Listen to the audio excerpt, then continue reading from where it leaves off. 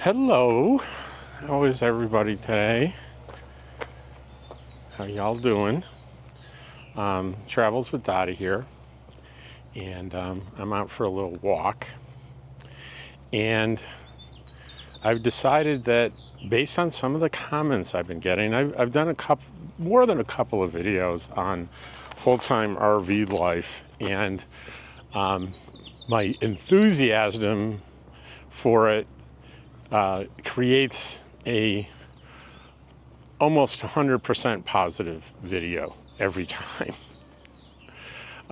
And so I think in the interest of fairness and a little bit of a reality check, this video is gonna be on the things that aren't so great about full-time RV life. And like any lifestyle that you select, there are going to be pluses and minuses, right? Well, this video is going to be about the minuses. And I think the first one is my personal experience on expenses is much like my sticks and bricks and pre-retirement life. My expenses tend to mirror my income. What do I mean by that? Well, if I have excess income, I tend to have excess purchases at Amazon. It's true. Granted, a huge proportion of my expenses are related to enhancing and improving my home, my RV, and my truck. And the other category is, well, I'm holding a pretty big expense in my hand right now. I've been talking and raving about my new camera, the DJI Osmo Pocket 3, which is the it camera for 2024, in particular for social media people. It's just such an amazing camera, but it's not cheap. When I bought the camera and all the accessories that I bought, several filters and various things and attachments and accoutrements, we're talking about $700. And then I got this idea from a new product that came out. There's a company that makes the thing called snap pads, and they're these rubberized, very heavy-duty pads that are designed to go on the feet of levelers for fifth wheels and Class A's. And they recently came out with a snap pad version to replace the bottom feet of your travel trailer stabilizers. And travel trailer stabilizers are, I'll show you as I get up to my rig here what they look like. They look like little jacks. They're not designed to level your rig. They're designed to stabilize it.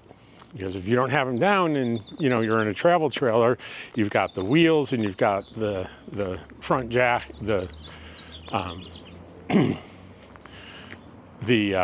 front part all sticking, but if you walk around, it's not stable in there. You can feel it move, but if you put the stabilizers down, it's rock solid. So I'm coming up on the rig here, and I'll turn the camera around and show you what I'm talking about.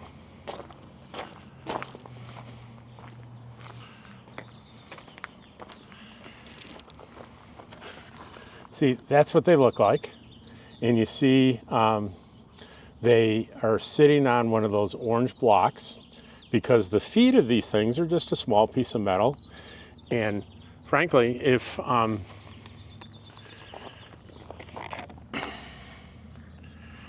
you just leave it to its own devices, what happens is that if the ground gets wet, it's going to sink in a little bit, and suddenly you're not going to be as stable, and it'll be ugly, and just so you need to put those orange pads down, and it's kind of a pain in the neck. It's not a huge pain in the neck, but the snap pads permanently replace those small metal pads with a big round. Hang on a second, I'll be right back and I'll show you what they look like. All right, so this is what they look like. It's pretty hefty. It's made out of some rubberized material with a metal plate. And this attaches to the bottom, and I don't need those orange things anymore, and it's permanently attached. So when I get to camp, all I have to do is lower them down and I'm good. I've been thinking about getting these things for a long time, but they're very expensive. They're about $300. So in particular, when I move quite a bit in the summer, it's a big convenience, and it makes everything much more stable and safer. Maybe not safer, but I say that to make myself feel better. So in my mind, I had the income, I had the money in the bank. I decided, yeah, I'm going to go ahead and do it. And when you buy these things, this is a little embarrassing, but I'm going to tell you the truth. It says there's certain scissor jacks they are not compatible with, and they give the brand names.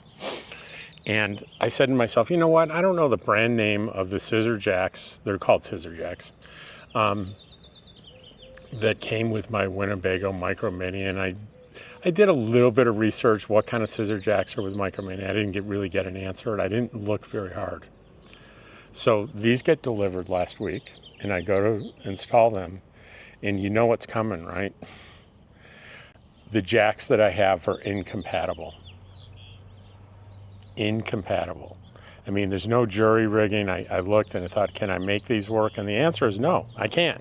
They weren't kidding.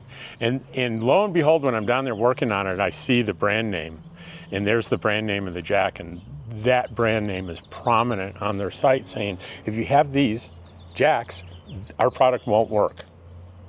So what do? Do I send these back? I could have. Got my $300 refund, and spend the rest of my time taking the extra 5 seconds per jack throwing down those orange pads. Is that what I did? No. I'm buying new scissor jacks for my rig that are compatible with this. So what is this costing me? It's costing me almost about $600 total with these and the new jacks. Is that kind of a ridiculous expense? Yeah, it probably is. Is it a luxury? It absolutely is. Is it frugal? No. Is it even necessary? No, it's not. But this is the kind of expense, between, if you're doing the math, if you're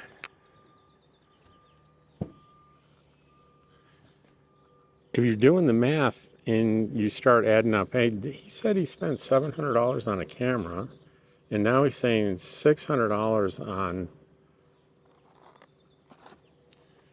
these ridiculous pads. That's a lot of money. That's substantially over $1,000 for two things he probably absolutely didn't need. Do I need this new camera? Absolutely not. Do I need this? No, I do not.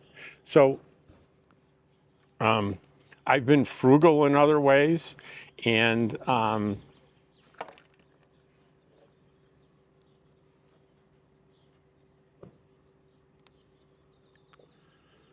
right.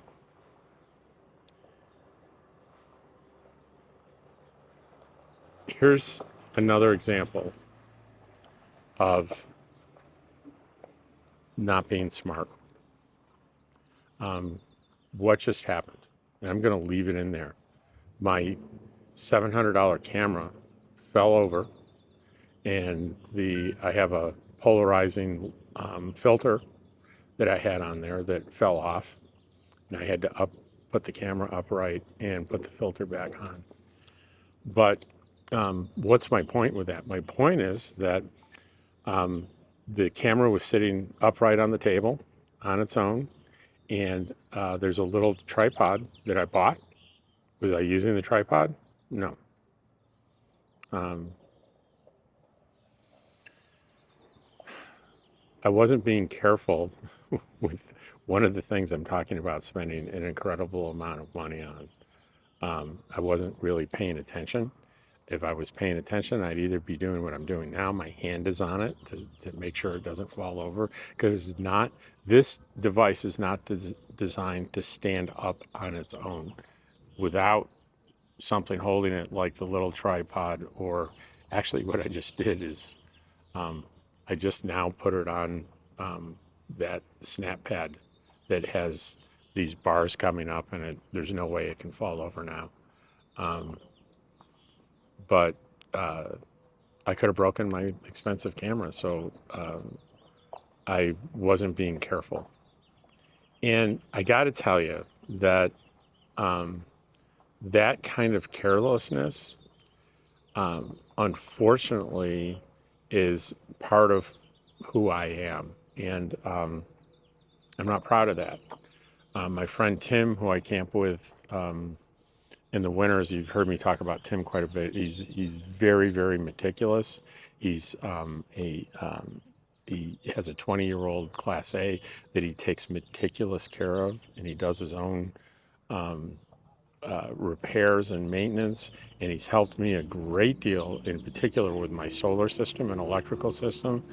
And he knows how careless that I can be. I've talked about it in previous videos where he said, Rob, you have to pay attention to what you're doing.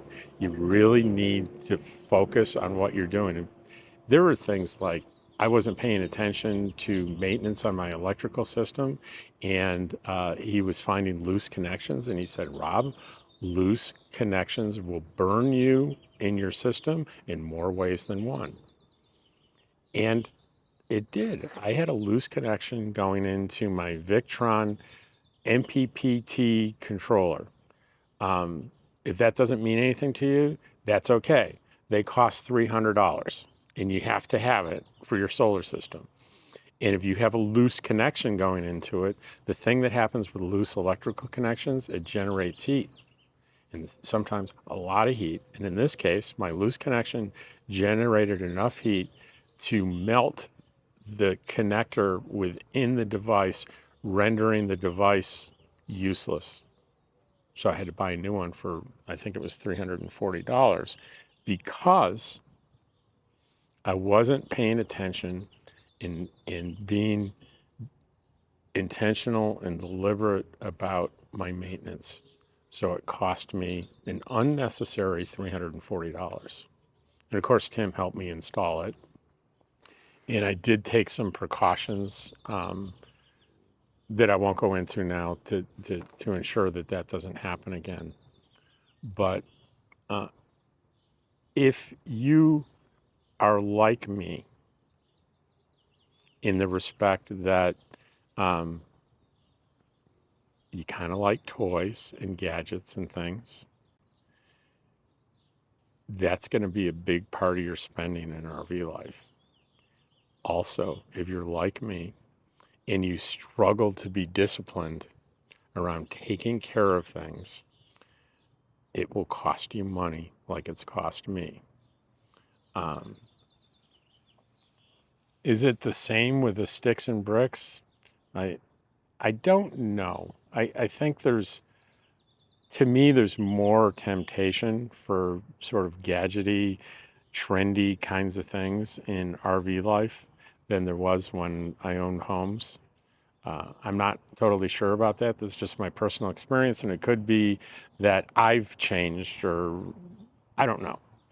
But what I do know is, for tax purposes, I had to go through my Amazon purchases to pick out things that would be legitimate tax deductible items. And I found that a little known thing, that you can request a formatted file that you can read in a spreadsheet of all of your purchases going back to when you started with Amazon, which for me was 20 years ago, over 20 years ago, I think 22 years ago.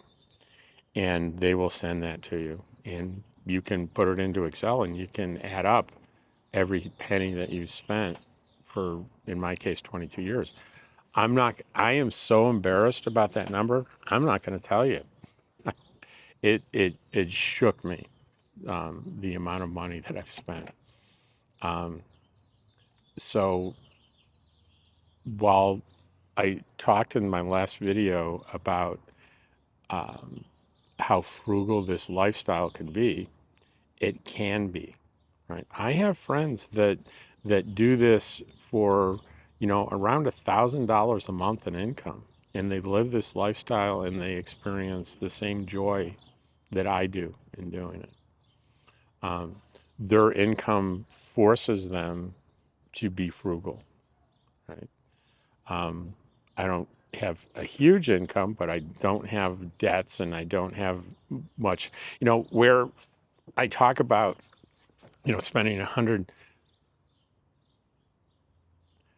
where I talk about, for example, spending $180 for the whole season, November through March in quartzite, and that's all I'm spending on rent. That says, wow, that's frugal. But all that money I save, I'm making a lot of trips to Moon Mountain Mail where I get my packages in quartzite and picking up. Ask them how many times a week does Travels with Dottie come into here and pick up packages, and they'll chuckle and they'll say, few times a week. We see Travels with Dottie. We see Rob quite a bit. So there's another thing too, is I did allude to, there are times of boredom, right? Especially when I'm not in quartzite and I'm not living directly with the community that I'm part of and I'm on my own, so to speak. There are times where I get bored, and that's what led to the purchase of this camera that I'm using right now. Is I was kind of bored one night, and I noticed these, I kept noticing reviews on YouTube, people doing reviews on this camera. And it got to be frequent enough where I said, I wasn't in the market for a camera at all. I was fine using my phone and using my GoPro 10 that I bought last summer. And I was perfectly content and happy with what I had. But I kept seeing these reviews pop up more frequently than others. So I watched a couple, and let me clue you in. So if you're on your YouTube account and you watch a particular kind of video, well, what does YouTube do? They go, oh, he likes Osmo Pocket 3 videos. Let's feed him more. So I created the idea that there was a ton of videos out there on the Pocket 3, became fulfilled because of my behavior. So I was seeing, as I watched one or two, I'd see more and more and more. And I thought, I didn't think it through. And I thought to myself, oh my gosh, this thing's all over the place. Now, it turns out that that's true. There's more hype around this camera than probably any other similar. Well, I can't say similar because there's not much that's similar to this. This is pretty unique. It combines the simplicity of like a camera phone or a GoPro with the complexity of a very high-end camera attached to a gimbal. It's shrunk down. It's got the gimbal built in. I mean, what do I mean by a gimbal? A motor on the lens that will move. Let me show you. Right now, it's shooting me, but I can see on the screen, it's locked on my face. So if I move, the camera automatically moves with me no matter where I go. And that is the motorized gimbal moving back and forth and up and down. Look, I can stand up and it's going to follow me. And that's not only good for these sort of selfie videos, but should I turn this around, there's some pretty amazing kind of cinematic effects that I can achieve because of this gimbal. And guess what? I've already lost the original point. Oh, the original point was I got a little bored and I started consuming videos on this product. And before I knew it, I was hooked. I've got to have one of these. These are great. This is going to make my content so much better. And it seems really, really cool and really fun. So before I knew it, I was online and I put in an order for one and I got one. So for me, my personality, often what might relieve boredom would be a new gadget, which costs money. So if you watched my most recent video on RV life and I talked about the expenses associated with RV living and how affordable it is, I might have left you with the impression that I live a very frugal lifestyle. And you know what? It's not really true because of these kinds of expenses that I just disclosed to you. If you have my kind of personality with regard to that, then you're gonna do what I do. And now, to be fair to myself, I do not spend up to or over the amount of income I have.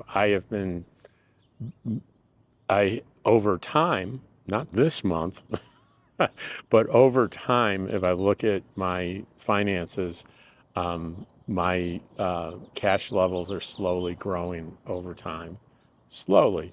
They're not decreasing, they're not staying the same, they're growing. So I'm actually spending less than I'm taking in, which is really good news.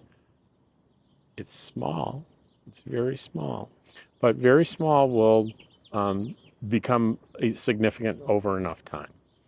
So I wanted to be clear about that.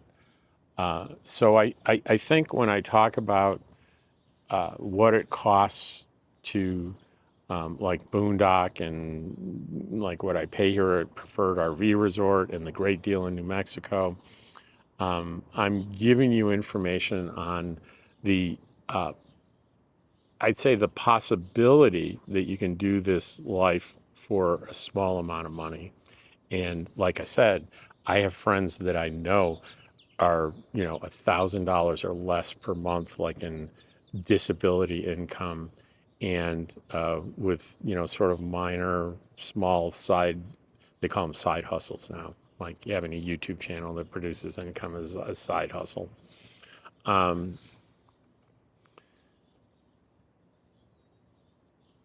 They do it. They live a frugal lifestyle.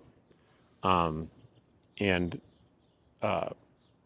there are channels like one of my favorite channels and a good friend of mine is called Frugal RV Gal. And her content, she really does live a frugal lifestyle and has been doing it for a heck of a lot longer than I have. And she has really amazing content on how to live this lifestyle in a very frugal way. Now, frugal doesn't mean cheap. It means spending your money wisely. And that's what her channel is about. A lot of stuff on food and cooking. I mean, you look at the prices in the grocery store. I was I was in the grocery store the other day and I was filming it, and people remarked, I was talking about what each item was costing. And there was like a big, granted, it was a big jar of mayonnaise, but it was like almost $8. $8. It was like $7.99 for a big thing of mayonnaise. It's mayonnaise. That's crazy. $8. I mean, it wasn't that long ago, it was like, minimum wage was like, what, $5.25? So you got to work 2 hours for a friggin' jar of mayonnaise? Well, after tax, maybe you got to work 3 hours for a jar of mayonnaise? That is crazy town. However, there are alternatives to these kinds of inflationary prices. And Frugal RV Gal does a great job in describing that. And also, I can't mention her without mentioning a common friend and great YouTuber that we have is Deborah Dickinson. Also lived a frugal lifestyle in RVs for many, many years. And I call her one of the OG nomads. I think that means she's among the people that founded the modern nomad RV van life movement. And in particular, that's Bob Wells with Cheap RV Living. Deborah was mentored by him when she first got on the road. And anyway, I digress. My point is that just because I maybe spend money in what many people would describe as foolishly, and I won't put up a big argument for that characterization, there are plenty of opportunities in this lifestyle to live frugally and on a small amount of monthly income. So don't be misled by my cheerleading, certainly in the past, of how great this lifestyle is and how affordable it is. Don't be misled by that, in particular, if you have the same kind of idiosyncrasies that I have with buying gadgets and things that interest you, and because you will spend up close to the amount of money that you're taking in, and it's I recognize, for those of you who don't know, I'm a retired therapist, and so I know a little bit about psychology, and I know that this kind of behavior is, I think I'm going to make myself happy by buying this new gadget. And because it's kind of like a drug, because it works really well for a short amount of time, and then the initial effect wears off, and you look on to something else. And there are people that have severe problems with that, where they spend themselves into bankruptcy because they're chasing that feeling of satisfaction, buying a new thing. I'm certainly not in that category, but I do recognize that I could be spending quite a bit less money and putting away more money for a rainy day, because let's face it, in life, rainy days come, especially as we get older. So what else can I think of that I really haven't talked about that could be negative?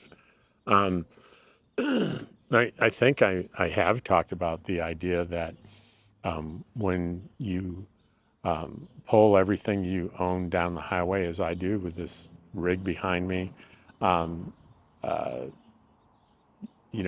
disaster is constantly inches and seconds away as you're going down a highway 60 miles an hour, pulling your home and everything that you own.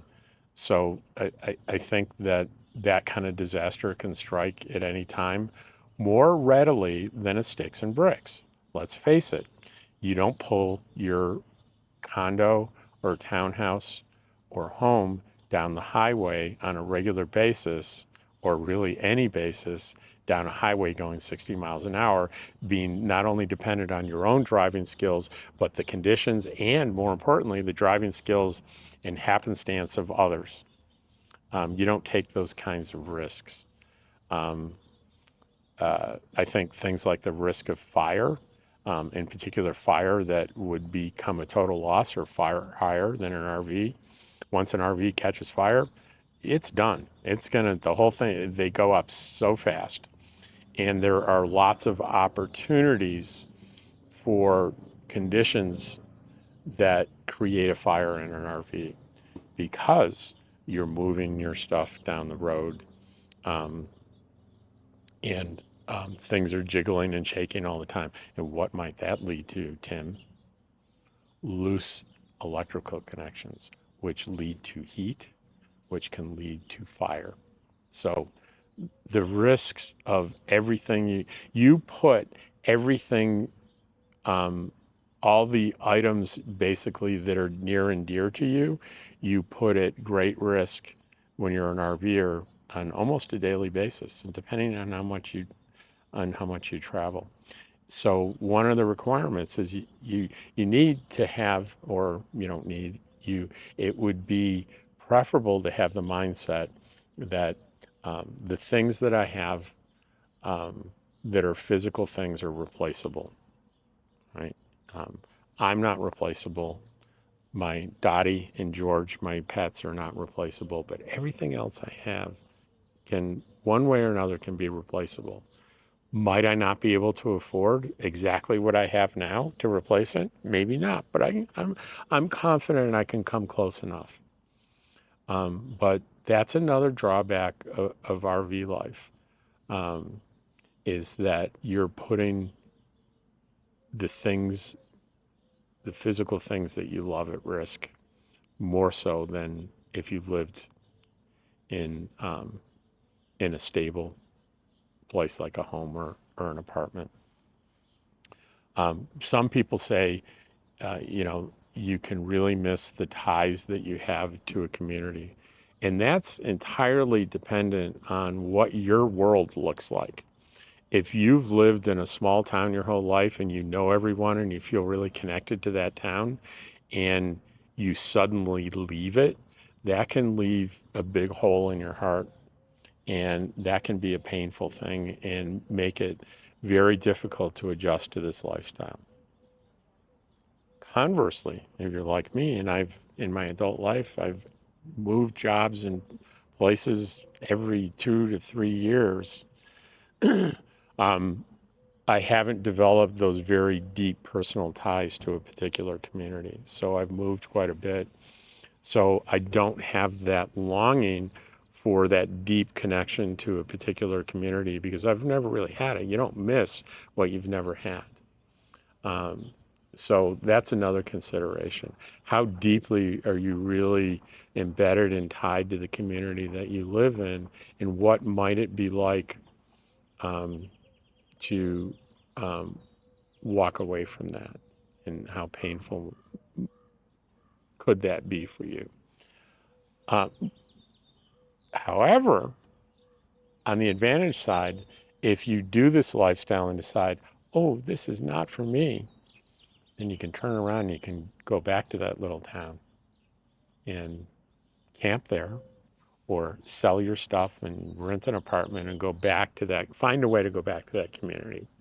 Um, 99 times out of 100, you can find a way to do that. It may not be exactly what you had before, but you can go back into that community.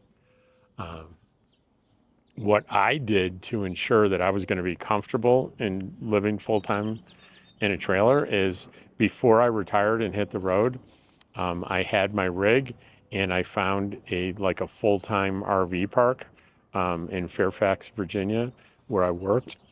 And I lived there like that in my RV for 3 years. So I was certain that living in the confines of an RV was for me. I liked it. I liked it so much that when it came time to leave, I got rid of the 27-foot trailer that I had. That's a whole nother story. I had to swap it out because it was pretty much destroyed by a water leak. That's another video that I'll do. And that was my negligence as well. So when I went to buy a new one, I decided I am so comfortable on the 27-footer. I am very confident I can even go smaller. And I was right. So I went from 27 to 21 feet, just as comfortable. And it's more versatile. It's safer. It's lighter. It's safer to pull with my F-150. All kinds of advantages to smaller, right? And you sacrifice a little bit of comfort, right? But to me, it doesn't matter. You may be different. You may find, I can't stand living in a small space.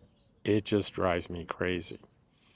So that can be a big negative, that Gee, it's okay being in a camper on a vacation in a state park for a week with my family, but full time, oh my Lord, I just can't be comfortable full time in such a small space.